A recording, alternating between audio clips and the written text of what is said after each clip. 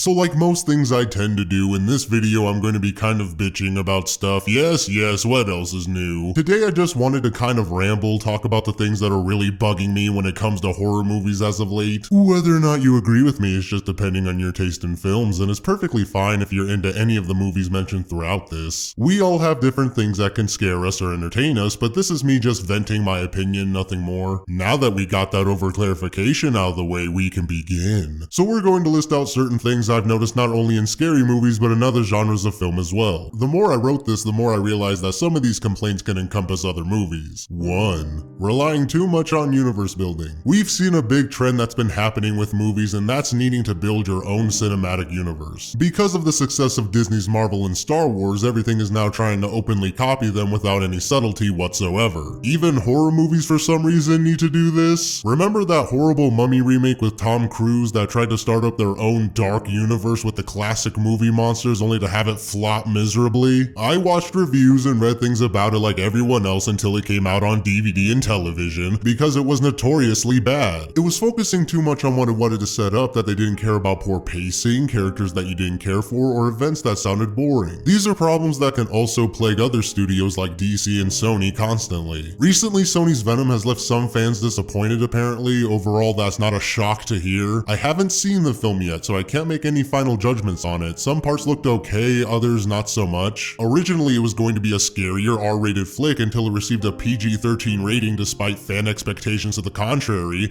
and it working for Logan and Deadpool. So Venom really could not get an R-rated horror movie, just a PG-13 thriller. I feel like Venom could definitely work with that, but apparently it doesn't go too balls to the wall. It goes down that safe route to ensure that they build more on their own universe because Sony really wants one to work out. So many studios are going with this formula, which isn't necessarily bad, but it's just more noticeable and it's getting a little tiring. Not that studios years ago didn't attempt this very same thing, they just weren't that great at it, and today there's some that still aren't. For example, the Nun movie came out, adding yet another film to the Conjuring franchise, even though the quality of the Nun looked really poor and the Conjuring movies were just alright. Does anyone else recall Annabelle and Annabelle Creation, those boring and forgettable films? Not only is there yet another sequel scheduled for Annabelle, but there's already going to be another spin-off film after The Nun with the Crooked Man. Despite not knowing how their films are going to react with audiences, they already plan for more movies, which this all would lead me to my next point. 2. Sequels after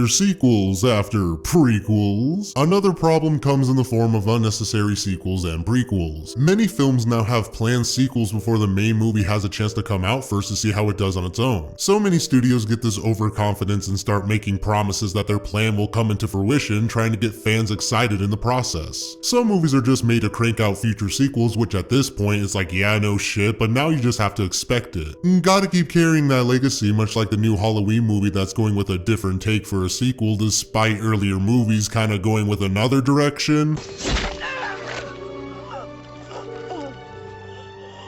But whatever, people didn't like those anyway, so who cares? We can possibly make more Halloween films in the future and get that ball rolling again. Similar with the Saw franchise, when the first one came out it was great, but sequel after sequel seemed to show the stupidity of the series, with Jigsaw coming out last year being more or less the same as previous installments, suffering from the same problems. Over focusing on traps rather than story, going with the back and forth sequel, prequel, time skipping shit, and going with an obvious bad guy as the last minute twist accomplice. I mean, fans did want a sequel and they got one, much like how fans of Jeepers Creepers had to wait 14 years to get a third installment, only to have it be a fucking prequel. I don't mind sequels as much, I can tolerate them more, but I have a bit of a problem with prequels because they come off as more desperate and lazy to me. Not all, again I want to clarify, but there is a good clump of them that do suck. Now you can have more success with a sequel and can add more to the overall story, or at the very least open the door for new possibilities to explore, but a common problem is that a lot like following themes that that worked before, making it feel more like a rehash doing the same things over again, only to do them more poorly. We already have remakes for that. 3 remakes. Recently, remakes have gotten on my nerves. It was one thing to reimagine a movie years ago and not have it be the exact same movie, making it a unique spin to a similar story. Now all that remakes really amount to is people scraping together whatever property they can find and stitch together their half-assed version of it. Just recently I found out news of a Child's Play remake in the works. May I ask why? I guess if you were a fan of the direct-to-DVD sequels, you'll be disappointed. Speaking of direct-to-DVD, Puppet Master had its remake this year and it was alright? I guess it just sort of happens and it's not memorable aside from a few ridiculous kills and a few puppets. Of course there are exceptions to remakes, but when one comes out that's shitty, oh boy is it shitty. Then when you get a sequel to a remake, all sorts of stupidity can happen. I just wish we had films that were more inspired by other works instead of just being the same thing over again. Gather certain concepts that work, sweep away the ones that don't, and then just make something that's your nope, remake again. Okay, to be fair, when the remake of It came out, people were very back and forth on that. Even still, some argue whether or not it was actually scary. I thought it was okay for the most part, having some good acting and genuinely interesting scary moments, but then having some that were pretty lame. It didn't help that the CGI used in certain shots looked really bad. 4. Horrible usage of CGI. I always appreciate in any horror movie when they go with more practical effects as opposed to resorting to CG. When used right and polished enough, it can be really appealing to look at, so it's kind of a give and take. I get using it for certain effects, but then there's others that could have easily been more practical just for the sake of making it more realistic instead of just worrying about the budget. It can be more distracting if anything, and instead of being scared of it,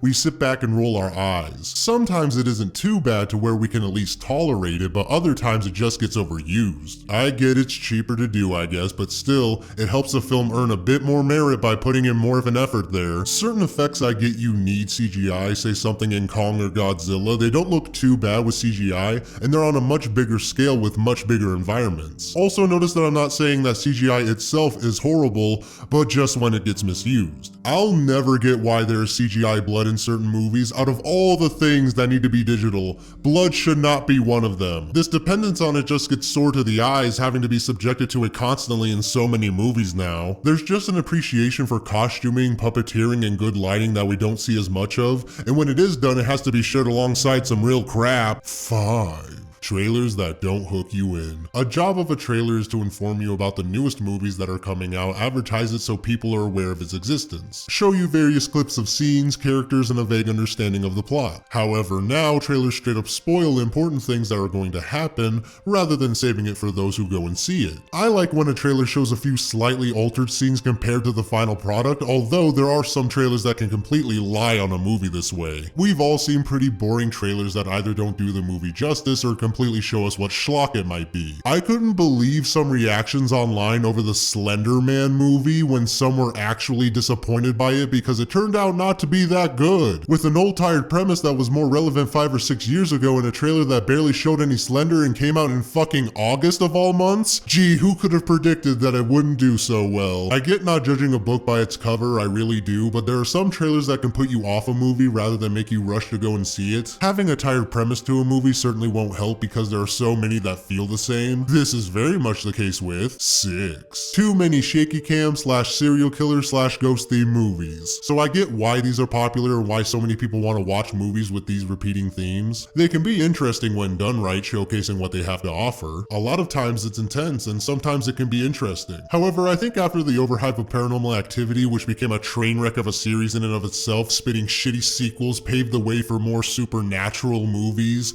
much like with Insidious. Similar to the Blair Witch Project popularizing shaky cam, which if anything is at least a better concept than this new webcam movie shit. They don't even bother moving the cameras, so at least there's effort put in shaky cam compared to this dumb style. Nevertheless, we've had an abundance of supernatural movies that are just boring. I get there are people who think ghosts and demons are really scary. Trailers like showing legitimate audience reactions to these. Some actually do believe in evil spirits, demons, or ghosts. While the idea can be creepy and these people are free to think what they want, I think it's still pretty silly. It's a trope used to just have an entity do whatever it wants for whatever purpose whenever you want it to. Just a convenient plot tool you can use to weave through your movie. Ghosts and demons, much like zombies, have been seen so much that we're kinda desensitized to it. Things like ghost adventures also help make this shit so laughable because there are people so gullible to actually watch and believe that shit. It's the same in these, just silly, nonsensical stuff being thrown at you. The tired serial killer plotline has too seen its share of ridiculousness, ranging from killers that either have weak or nonsensical motivations to just same old hack and slash we've seen countless times over. Which really, you're rooting for the killer if the protagonists are purposefully douchey or just written so awfully that you just don't care about them. Then you're just there for the gore, and there's nothing wrong with that, of course, but similar to how pop scares are used way too goddamn much, so too is gore. However, out of the two, jump scares are worse because they're so easy to go to. All it is loud noises followed by either a fake out or something that isn't even that scary. Now, you can make gore scary, Hellraiser being a perfect example of how to make gore frightening whilst also having interesting characters and lore. At the very least, that stuff can be fun, but I'm a little sick and tired of being startled because after the 5th time it got old. Digressing aside, these all can be found in your common run-of-the-mill serial killer movie. Who did it, aren't you curious to know? Well, sure, but when it was someone I didn't care about doing it and had confusing reasons to do so, I feel like I get gypped in the end. These are asking us to have some suspension of disbelief to just accept what's going on, and granted, yes, I'm willing to set some things aside to let things fly for the sake of enjoyment. However, at some point we all can only go so far with it. The conclusion. I know I'm sounding like a cranky old man at this point, complaining and overanalyzing on stuff rather than just enjoying it. It's not like I don't entirely, every movie will have its flaws, and I do enjoy absurdly bad stuff that you can poke fun at. Such things are deserving of mockery and can leave you still having a good experience, just not the way the filmmakers intend sometimes. Although I nitpicked at a few of these, don't let it stop you from going and seeking these out if you want to. Have a good time with it or dislike it and move on. Either way, these aren't going anywhere for a while. There's always those gems that will end up surprising you and those turds that will leave you with some disappointment. Either way, those were just my thoughts on this matter. I hope you all enjoyed this little tirade of mine, and if not, I'm sorry I pissed you off, but thanks for watching nonetheless. I appreciate everyone taking the time to view this. Thanks again for watching, and like usual, I'll catch you all later in my next video.